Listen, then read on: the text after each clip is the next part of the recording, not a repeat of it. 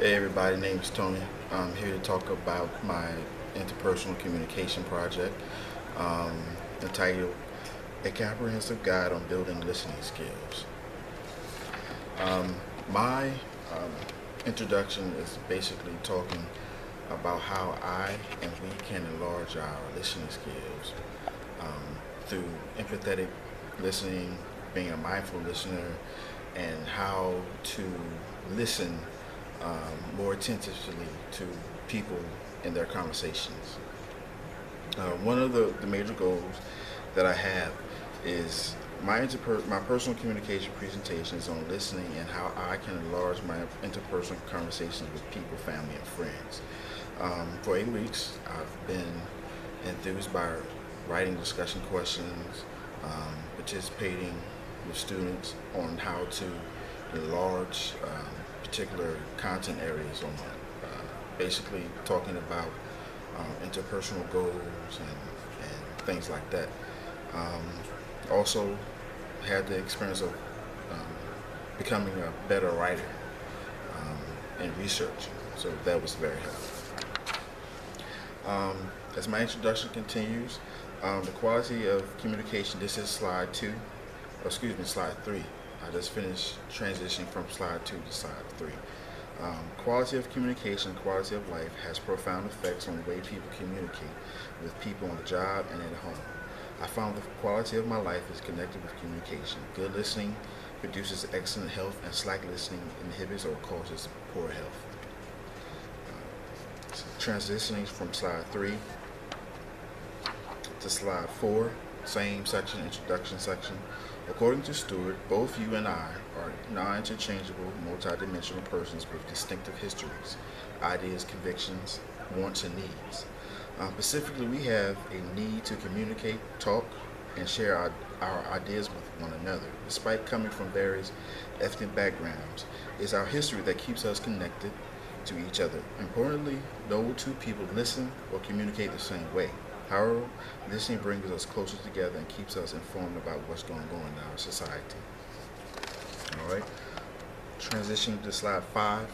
My overarching goal, listening, involves the receipt and exchange of words being shared between two human beings. That means the person, me, person that's holding this video camera, family, between family and friends. When they speak, we have to listen, and vice versa. I have 3 styles of listening. Still, um, section 2, overarching goals, slide 6. There are 3 levels of listening. Level 1 is empathetic listening, takes action, not judgmental, place themselves in the speaker's shoes. Level 2, hearing words but not listening. Level 3 is listening in spurts. Our goal is to be more empathetic in our listening, such as not passing judgment and placing ourselves in the individual shoes that is talking or is delivering his or her message. Continue to slide 8. This is the background behavioral blend. This basically focuses on what my behavioral background caused me to be a more productive listener and productive communicator. My background is complex and complicated, but it's very exciting because I've been around sorts of all professional people, physicians, lawyers, people working in the counseling field. So I had to always listen to them provide me with helpful information.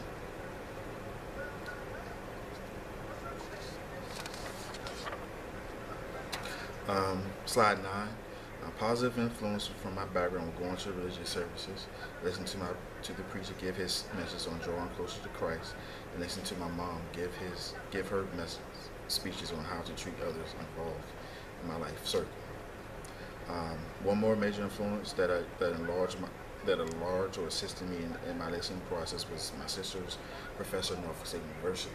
How he encouraged me and told me about there are 3 types of institutions: jailhouse, schoolhouse, and the church house. So I chose the 2, church house and schoolhouse. All right, transitioning to slide um, 13, defining barriers, identifying solutions. There are 5 different styles of listening that I consider potential barriers. Style 1 is the faker. You know, the faker is, they act like they're listening, but they really don't listen. They can't recall what discussion was actually the purpose of the discussion. Style 2 is the deep, dependent listener.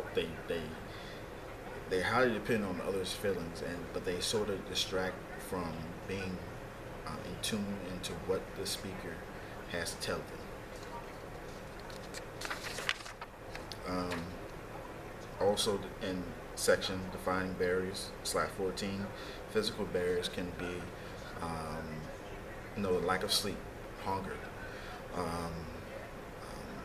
marital issues. Those physical barriers can interfere with our listening skills. Also, semantic barriers, meanings. Meanings. People carry meanings. The words that we speak, has different meanings.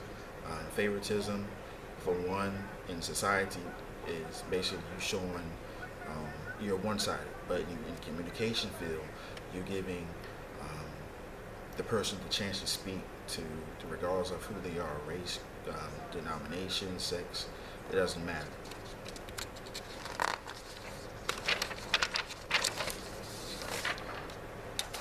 Okay. Transitioning to slide 16, defining barriers, identifying solutions. The politeness principle references 2 characteristics. For instance, it minimizes thought-provoking expressions of being polite, of being impolite, and increases expressions of being polite to others. So that's something we could use when we're actually communicating, we're actually taking in the information that the speaker is telling us. Identifying solutions to noise pollution. Slide 17. Identifying solutions in order to prevent external and internal noise pollution from occurrence presented in this section. External noise pollution or distractions that prevent us from listening can result from the speaker not using or speaking loud enough. The temperature in the room is also considered as an internal pollution, because if the temperature in the room is inadequate, it causes us not to pay attention to what the speaker has. We're trying to reposition ourselves to get comfortable. Slide 18, identifying solutions to noise pollution. Internal. Internal noise pollution can be identified as audio devices used while someone is speaking to you. Other internal noises can be sickness. Coincidentally, sickness distracts us from hearing what someone is telling us because our bodies are trying to fight off infections and other diseases. Other internal noises can be distractions in our brain. Sometimes, throughout the day, we taking in so much information, and it's hard for us to actually intercept what the person is telling us. Okay, I have possibly 5 tips to help us to eliminate noise pollution. Tip 1, close all windows. Tip 2, try to ignore outside conversations. Tip 3, strive to focus all your attention by doing brain exercises. Tip 4, eat healthy, nutritious meals. Tip 5, be polite to everyone. Okay, this is the action plan. Action plan 1, listen in order to get a clear understanding of the speaker's message and purpose. Action plan 2, ask for better clarity and recite what the speaker is saying in my own words or in your own words by taking down notes. Action 3, be attentive and respectful to the speaker. Action 4, be more compassionate and empathetic to the speaker regardless of their socioeconomic status by eliminating stereotypes and judgments based on the person's intellect and demeanor.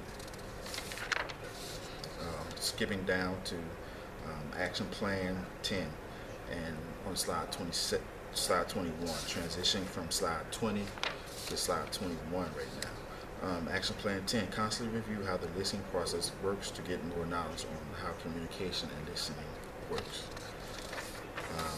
that concludes this project. I hope you enjoy it. Thank you.